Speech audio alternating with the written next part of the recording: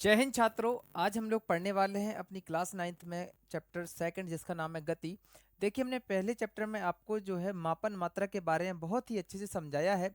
देखिए, जस्ट इसकी पिछली वाली वीडियो में हमने आपको मात्रक निकालना सिखाया है। अगर आप इस वीडियो को पहली बार देख रहे हैं तो पिछली वीडियो जरूर देखिएगा, जिससे कि आपको बहुत ही अच्छे से और आराम से समझने में प्रॉब्लम ना हो। तो देखिए, आज हम स्टार्ट करने वाले हैं। चैप्टर का नेम है इसका गति या मोशन। गति एक्चुअली में होती क्या है? देखिए, इससे पहले थोड़े से हम कुछ बेसिक फैक्ट समझेंगे, उसके बाद फिर हम गति की ओर आगे बढ़ेंगे। ठीक है, तो अगर आप इस चैनल पर या इस वीडियो में नए हैं तो पहले चैनल को सब्सक्राइब कर लीजिएगा, जिससे कि आपको ऐसे ही इंपॉर्टेंट टॉपिक या इंपॉर्टेंट चैप्टर के बारे में नोटिफिकेशन आ सके, और बेल आइकन को प्रेस जरूर कर दीजिएगा। ठीक है, तो आइए स्टार्ट करते हैं हम लोग मोशन या गति। देखिए, आपने शायद अभी तक गति ना पढ़ी हो, या पढ़ी हो तो बहुत अच्छी बात है, और ना पढ़ी हो तो उससे भी अच्छी बात है। तो देखिए, गति समझने से पहले हमें थोड़ी सी बेसिक इन्फॉर्मेशन क्या लेनी होगी, कि सबसे पहले समझेंगे हम लोग दूरी क्या होती है। कौन सी चीज? दूरी समझेंगे। दूरी मतलब क्या है? डिस्टेंस। देखिए, आप अपने पास एक नोटबुक रखिएगा, जिससे कि आप जो है नोट्स बनाने में कोई भी प्रॉब्लम ना हो। तो देखिएगा, दूरी क्या होती है। जैसे कि जहां पर अभी हम है, जैसे हम अभी झांसी जिला में हैं, तो देखिएगा जो झांसी है और जहां पे आप बैठे हैं, जो कहीं पर भी हैं, देखिए एक दूरी हो गई आप हमारी जो है क्या, झांसी। एक पॉइंट क्या हो गया, झांसी। और एक एक्स वाई जेड आप कुछ भी मान लीजिए। तो एक बिंदु से दूसरे बिंदु के बीच की लंबाई को हम क्या कहेंगे? दूरी। ये आपको ध्यान रखना है। आप डेफिनेशन के रूप में आप इसको लिख सकते हैं। क्या लिखेंगे? कि एक बिंदु से दूसरे बिंदु के बीच की लंबाई को क्या कहेंगे? एक बिंदु से दूसरे बिंदु के बीच की लंबाई को क्या कहेंगे हम लोग? दूरी कहेंगे। क्लियर हो गया? अब देखिए, दूरी को हम लोग व्यक्त किससे करते हैं? तो ध्यान रखना है आपको, दूरी को हमेशा हम जो है किससे, इसमें देखिए, देखिए जो इसको हम लोग व्यक्त करते हैं, कभी कभी हम डी से ही मतलब डिस्टेंस से व्यक्त कर देते हैं, कोई प्रॉब्लम नहीं होती है। और या इसे हम कुछ भी मान सकते हैं, इसे कभी कभी एल से ही व्यक्त कर दें, कोई प्रॉब्लम नहीं। लेंथ मतलब लंबाई हो जाएगी, डी मतलब डिस्टेंस हो जाएगा, इसमें कोई प्रॉब्लम नहीं है। अब इसका मात्रक क्या होता है? अच्छा, एक बात बताइए, जो ये एक पॉइंट से दूसरे पॉइंट के बीच की जो दूरी है या लंबाई है, ये भी तो एक प्रकार की क्या है? लंबाई ही तो है। और लंबाई को हम किस में व्यक्त करते हैं? मीटर में। तो इसका मात्रक क्या हो जाएगा? मीटर। हमने आपको पिछली वीडियो में बहुत ही अच्छे से समझाया था। ठीक है, अब देखिएगा, इसके बाद हमारा अगला टॉपिक है। देखिए, आप डेफिनेशंस बनाते चलिएगा, साथ में नोट करते चलिएगा, वीडियो को पॉज करते करते। ठीक है, अब देखिएगा, हमारा अगला इसमें टॉपिक है क्या? विस्थापन।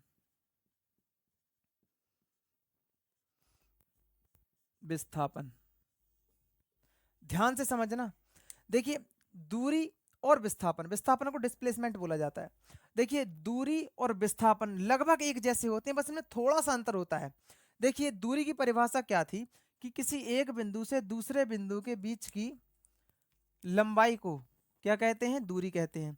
जैसे ये हमारा घर है, ये आपका घर है, इसमें कई मोड़ें आएंगी। यह मान लो, जैसे मान लो अभी हम लोग 20 किलोमीटर की दूरी पर बैठे हैं, तो ये क्या है? दूरी है। अब देखिए, यहाँ पर विस्थापन क्या कहता है? एक बिंदु से दूसरे बिंदु के बीच की कम से कम लंबाई या दूरी। क्या? एक बिंदु से दूसरे बिंदु के बीच की कम से कम दूरी। इसका मतलब अभी तो ये दोनों सेम लग रहा है, लेकिन इसका मतलब होता है शॉर्टकट। शॉर्टकट का मतलब क्या है? सीधे बीच से चले जाओ, कुछ मत देखो, सीधा चले जाओ। वो क्या होता है? विस्थापन। समझ रहे हैं? अब देखिएगा, हमने जैसा कि आपको दूरी में समझाया है, कि किसी एक बिंदु से दूसरे बिंदु के बीच की लंबाई को, अब वो लंबाई टेढ़ी मेढ़ी भी हो सकती है, सीधी भी हो सकती है। समझ रहे हैं? और विस्थापन में ठीक इसका उल्टा रहेगा। यहाँ पर टेढ़ा मेढ़ा कुछ नहीं होगा, बिल्कुल सीधा आपको जाना है। जैसे अगर मान लो हमें यहाँ से यहाँ जाना है, और रास्ता है आपका ऐसा, तो आप टेढ़े मेढ़े नहीं जाएंगे, यहाँ से सीधा जाएंगे। कहाँ पे? इस पॉइंट पे, ए पॉइंट से बी पॉइंट पे। ये क्या होगा आपका? ये होगा विस्थापन। और सबसे अच्छी बात क्या है, और सबसे सरल क्या है इसमें, कि इसका मात्रक सेम रहता है। क्यों? क्योंकि ये भी तो एक प्रकार की लंबाई ही तो हो रही। तो इसको हम क्या लिखेंगे? इसका मात्रक भी क्या होता है? मीटर। मात्रक क्या होता है? मीटर। क्लियर है? अब देखिए अवस्थाएं। देखिए, गति की दो अवस्थाएं होती हैं। एक होती है आपकी विराम अवस्था या गति अवस्था। देखिए, विराम अवस्था, आप डेफिनेशंस अपने हिसाब से बना के लिख लीजिएगा। और एक होती है गतिज अवस्था। गतिज अवस्था, देखिए अगर आपको वीडियो अच्छी लगती है तो लाइक और कमेंट जरूर कीजिएगा, जिससे कि हमको थोड़ा सा मोटिवेशन मिल सके। तो देखिएगा विराम अवस्था होती क्या है, गतिज अवस्था बहुत ही सिंपल है। देखिए जब किसी वस्तु में समय के साथ साथ परिवर्तन अगर हो जाए, जैसे कि अभी तो हम आपको पढ़ा रहे हैं, समझ रहे हैं, अब 1 घंटे बाद या इस वीडियो के बाद हम कुछ और काम करेंगे अपना, समझ रहे हैं। तो मतलब क्या है, किसी वस्तु में, हम वस्तु हो गए, किसी वस्तु में समय के साथ साथ परिवर्तन अगर हो जाए, उसकी अवस्था में परिवर्तन अगर हो जाए, तो वो अवस्था कौन सी कहलाएगी, गतिज अवस्था। जैसे अभी हमने आपको क्या बताया, अभी आपको हम क्लास पढ़ा रहे हैं, इसके बाद हम खाना खाने चले जाएंगे, तो मतलब क्या, अभी हम इस अवस्था में हैं, फिर थोड़े टाइम बाद इसकी अवस्था, हमारी अवस्था जो है चेंज हो जाएगी, समझ रहे हैं। तो गतिज अवस्था की डेफिनेशन क्या होगी, कि इसमें क्या होगा, आप क्या लिख सकते हैं, कि समय के साथ साथ, समय, देखिए नोट बनाते चलिएगा जिससे कि आपको रिवीजन करने में कोई भी प्रॉब्लम ना हो। समय के साथ साथ, साथ साथ अवस्था में परिवर्तन। देखिए, और विराम अवस्था में ठीक इसका उल्टा हो जाएगा। क्या हो जाएगा, किसी वस्तु में समय के साथ साथ कोई परिवर्तन नहीं, या उसकी अवस्था में कोई परिवर्तन नहीं होता है, उसे हम कहते हैं विराम अवस्था। कैसे, जैसे अभी ये मार्कर है, अभी हम इस टेबल पर मान लो रख के चले जाएं और 1 घंटा बाद आइए कि किसी, अगर मान लो इस पर कोई बाहरी कारक ना लगाए, कारक का मतलब कोई भी बल, मतलब इसे उठाए नहीं, हिलाए नहीं, तो क्या होगा, ये अपनी अवस्था में ही रहेगी।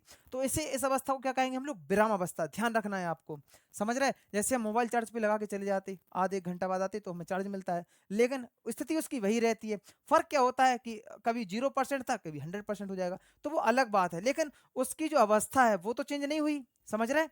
तो इसमें आप क्या लिखेंगे, कि समय के साथ साथ, समय के साथ साथ अवस्था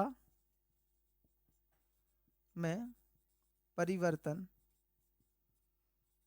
नहीं होता है। ये जो है विराम अवस्था की आपकी जो डेफिनेशन और गतिज अवस्था की हो गई है। अब चाहे इसे आप स्क्रीनशॉट ले लो या फिर इसे नोट कर लो, ठीक है। देखिए नेक्स्ट वीडियो में हम लोग समझेंगे अदिश राशियां और सदिश राशियां, बहुत ही आराम से, बहुत ही प्यारे तरीके से। तो अगर आपको वीडियो अच्छी लगी हो तो लाइक और कमेंट जरूर कीजिएगा। जय हिंद सर करके मिलते ही ऐसे ही अगले नेक्स्ट टॉपिक पर, ठीक है। जय हिंद, जय भारत।